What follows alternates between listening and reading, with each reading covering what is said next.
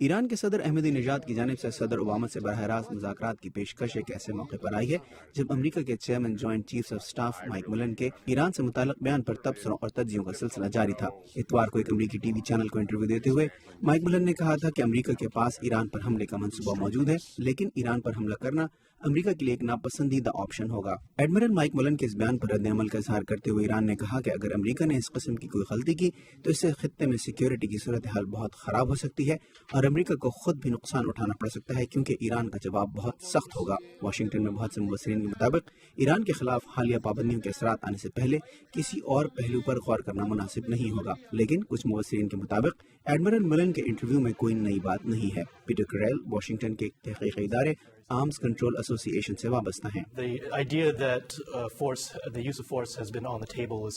Admiral مولن کے بیان میں کوئی نئی بات نہیں ہے اور امریکی حکام ایران پر حملے سے متعلق اس قسم کے بیانات پہلے بھی دے چکے ہیں۔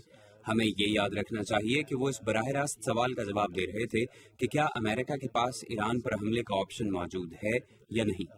اگر وہ اس کا جواب نفی میں دیتے تو کوئی اس پر یقین نہیں کرتا، لیکن اصل مسئلہ ان مسائل سے نمٹنا ہے جو ایران پر حملے کی صورت میں پیدا ہو سکتے ہیں۔ دوسری جانب ایران کے صدر کی جانب سے امریکہ سے براہ راست مذاکرات کی پیشکش کو بہت سے حلقوں کی جانب سے ایک مثبت پیش رفت سمجھا جا رہا ہے۔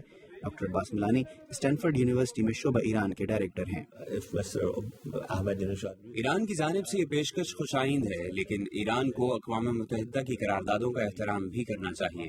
میں یہ سمجھتا ہوں کہ مذاکرات کا راستہ کبھی بھی بند نہیں ہونا چاہیے اور ایران سے نہ صرف اس کے نیوکلیئر پروگرام بلکہ دیگر امور پر بھی مذاکرات ہونے چاہیے۔